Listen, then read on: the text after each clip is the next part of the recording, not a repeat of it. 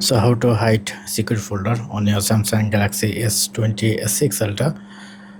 Open this three dotted line, go to setting, and here you can see the hide apps, and select PQRS secret folder, this option, then press on done.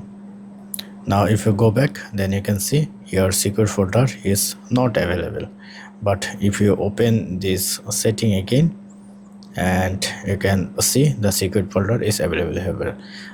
Just remove, and still your secret folder is available here now. So that's it.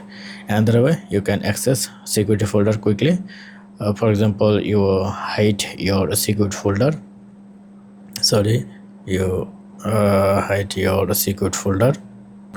Hide the secret folder. Now if you open your control panel, then as you can see your secret folder available here. You can access your security folder from here as well.